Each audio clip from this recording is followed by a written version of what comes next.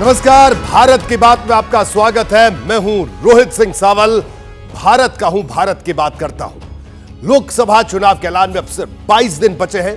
देश भर में चुनावी माहौल गर्म है, लेकिन पश्चिम बंगाल की सियासत उबाल खा रही है। देखिए, इसकी वजह है नॉर्थ 24 परगना जिले के संदेश खाली का कथित डॉन शेख शाहजहां, जिस पर बलात्कार, जमीन कब्जाने समेत कई गंभीर आरोप हैं। वो फरार है और यह मामला बीजेपी और टीएमसी के बीच जंग की नई वजह बन गया है। बीजेपी आरोप लगा रही है कि शेख शाहजहां ममता बनर्जी का करीबी है, इसलिए उसे बचाने की कोशिश की जा रही है। संदेश खाली मुद्दे को महिलाओं के सम्मान से जोड़कर बीजेपी ममता बनर्जी पर हमलावर है। अब बीजेपी के संदेश खाली के पीड़ितों से मिलने, उनका दर्द जानने के लिए एक टीम रवाना की। केंद्रीय मंत्री अन्नपूर्णा देवी की अगुवाई वाली इस टीम में केंद्रीय मंत्री प्रतिमा भौमिक, सांसद सुनीता दुग्गल, कविता पाटीदार, संगीता यादव और ब्रिजलाल शामिल थे। ये सभी कोलकाता से संदेश खाली के लिए निकले, लेकिन रास्ते में रामपुर था, जहां पश्चिम बंगाल पुलिस ने इनका रास्ता रोक लिया। इसे लेकर बीजेपी नेताओं और पुलिस वालों में कहासुनी भी हो गई। बीजेपी के सांसदों ने क्या कहा, सबसे पहले मैं आपको वो दिखाता हूं। महिलाओं के साथ अगर वहाँ पर गलत हो रहा है तो हम सिर्फ फैक्ट्स जानने के लिए अगर जाना चाहते हैं तो आपको दिक्कत क्या उसमें है कि आप भी हमारे साथ ही चले, और आपको कहीं लगता है कि इस तरह का कुछ हो रहा है तो आप हमें वापस कर सकते हो, आप हमारे साथ ही चले। और हम लोग क्या वहाँ दंगा करने जा रहे हैं? 2 मिनिस्टर हैं और सब लेडीज एक्सेप्ट मी, और ऐसी हालात में आप रोक रही हैं। लेकिन पुलिस टस से मस नहीं हुई। बीजेपी नेताओं की हर दलील नाकाम रही। इसके बाद ये रामपुर में ही धरने पर बैठ गए और जुबानी जंग का दूसरा राउंड शुरू हो गया। बीजेपी के नेताओं ने कहा कि बंगाल की पुलिस टीएमसी के कार्यकर्ताओं की तरह बर्ताव कर रही है, तो टीएमसी ने भी जवाब दिया। हम आपको बीजेपी के सांसद ब्रिजलाल की बात पहले सुनवाते हैं। दुनिया देख रही है, आज यहाँ सेंट्रल मिनिस्टर सड़क पर बैठे हैं, लेकिन 4 भी नहीं जाने दिया जा रहा है, जिससे ममता बनर्जी के तालिबानी शासन को इनके पाले हुए गुंडे, गैंग लीडर शाहजहां शेख के ऑर्गेनाइज क्राइम को ना देख सकें। उन पीड़ित बेटियों से मैंने अभी व्हाट्सएप कॉल से बात किया, जहां उनके साथ ऑर्गेनाइज तरीके से रेप हो रहा था। देखिए, जवाब में टीएमसी ने इतिहास के पन्ने पलट दिए और बीजेपी को मणिपुर के मुद्दे पर घेरने की कोशिश भी करने लगी। टीएमसी के नेता कुणाल घोष ने क्या कहा, यह पहले आपको सुनवाते हैं। জেপি নাড্ডাকে প্রথম প্রশ্ন, যখন উন্নাও, হাতরাস, বিভিন্ন জায়গায় গন্ডগোল হয়েছিল, মণিপুর ইত্যাদি জায়গা, তখন বিরোধীদের বা বিশেষভাবে তৃণমূল কংগ্রেসের প্রতিনিধি দলকে ঢুকতে দিয়েছিলেন আপনারা? ঢুকতে তো দেননি। কোন কোন রাজ্যে তো এয়ারপোর্ট থেকে ফেরত পাঠিয়ে দেওয়া হয়েছিল। এখন কোন লজ্জা এখানে পাঠাচ্ছেন? একের পর এক নারী নির্যাতন, उत्तर मध्य प्रदेश, त्रिपुरा, मणिपुर, जेपी नड्डा कटा टीम पाठिয়েছেন। तो बिल्कुल हमने आपको बताया कि क्या कुछ सांसद महोदय ने कहा, लेकिन मामला यही शांत नहीं हुआ। ममता बनर्जी पर तमाम तरह के आरोप लगाने के बाद बीजेपी की टीम कोलकाता लौटी और राज्यपाल डॉक्टर सीवी आनंद बोस से मिलने चली गई। इसी के साथ यह बात क्लियर हो गई कि मामला अभी और गरमाने वाला है। देखिए, जिस वक्त बीजेपी की टीम लौटकर कोलकाता आ रही थी, करीब करीब उसी समय बंगाल कांग्रेस के अध्यक्ष अधीर रंजन चौधरी संदेश खाली पहुंचने की कोशिश कर रहे थे, लेकिन उन्हें भी रास्ते में रोक लिया गया।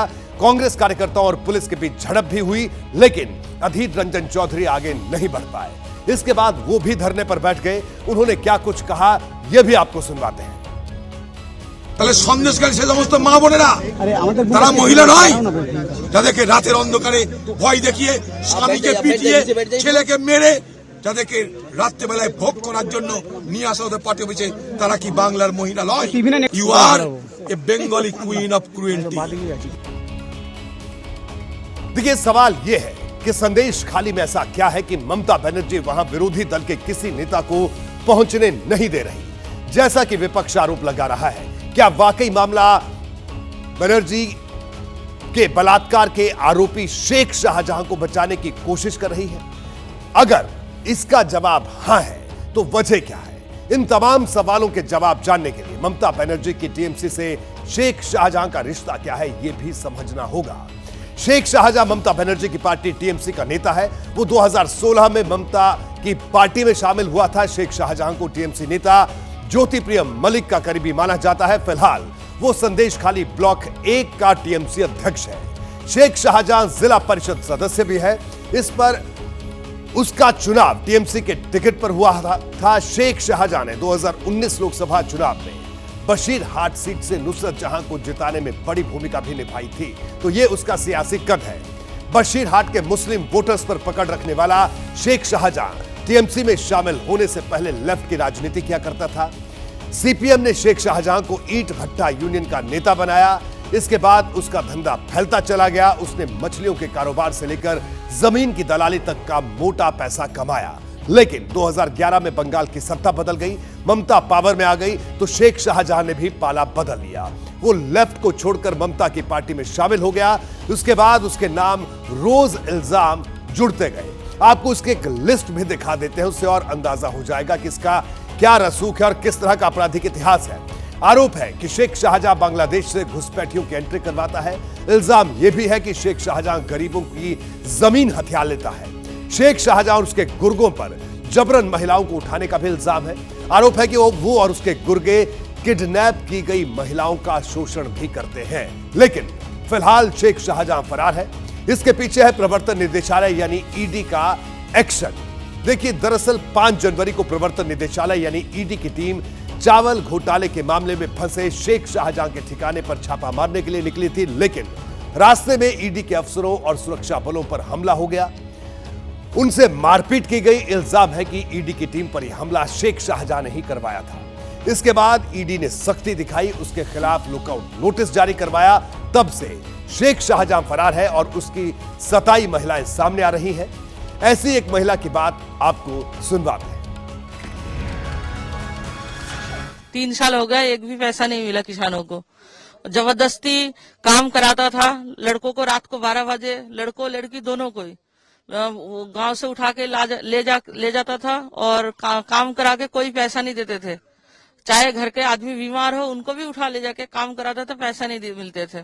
नहीं बोलने की हिम्मत कैसे करे। उनकी पतियों को मारने की धमकी देता था, मर्डर करने की धमकी देता था, बच्चों को उठाने की धमकी देता था। कौन इतना लाइफ रिस्क लेके कौन ये बात करेंगे। देखिए, ममता बनर्जी पर शेख शाहजहां के खिलाफ एक्शन का दबाव बढ़ रहा है। बीजेपी इस मुद्दे को हवा दे रही है। लोकसभा चुनाव करीब है, इसलिए वो महिला मुख्यमंत्री को महिला अस्मिता के नाम पर ही घेर रही है। माननीय मुख्यमंत्री म्यूट स्पेक्टेटर की तरह चुपचाप बैठे हुए हैं। मुझे लगता है इससे बड़ा शर्म की बात हो ही नहीं सकता। अगर ममता बनर्जी चुप बैठते हैं, इसका मतलब कहीं ना कहीं जाकर टीएमसी के इसके पीछे टीएमसी का हाथ है। ममता बनर्जी एक बार अगर बोलेंगे कि उनसे संभाला नहीं जा रहा है तो होम मिनिस्ट्री उनको पूरी तरह से सहायता करने के लिए तैयार है। लेकिन दूसरी तरफ ममता बनर्जी है जो राजनीति की हर चाल पहचानती है और यह भी जानती है कि अगर वो संदेश खाली के नाम पर झुकी तो उन्हें चुनाव में इसका नुकसान उठाना पड़ सकता है। इसलिए वो इस मामले में बीजेपी को ही लपेटने की पूरी कोशिश कर रही है। যারা মুখে মাস্ক পরে পরে ছবি তুলছে, ধরাও পড়েছে বিজেপির কর্মী, কিভাবে তারা বাইরে থেকে নিয়ে এসে একটা এলাকাকে অশান্ত করার চেষ্টা করেছে। देखिए, राजनीति में कोई बात बेवजह नहीं होती। बीजेपी पर ममता बनर्जी के काउंटर अटैक के पीछे भी सॉलिड वजह है। पश्चिम बंगाल में मुस्लिम वोटर्स की तादाद करीब 27% है। संदेश खाली मामले का आरोपी शेख शाहजहां इसी समुदाय से ताल्लुक रखता है और मुस्लिम वोटर्स का बड़ा तबका ममता बनर्जी के पक्ष में वोट डालता है। इसे बंगाल के वोटिंग पैटर्न से भी समझिए। देखिए, 2006 के विधानसभा चुनाव में टीएमसी को 22% मुस्लिम वोट मिले। 2011 के चुनाव में बढ़कर 35% हो गया। 2014 के लोकसभा चुनाव में ये 40% हो गया। 2016 के चुनाव में 51% हुआ।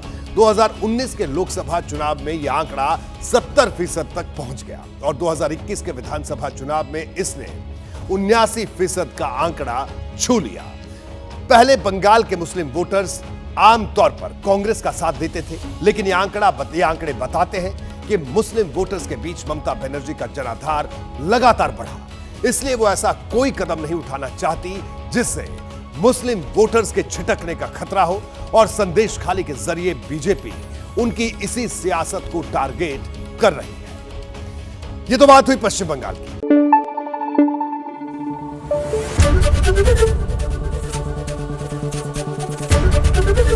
एबीपी न्यूज आपको रखे आगे।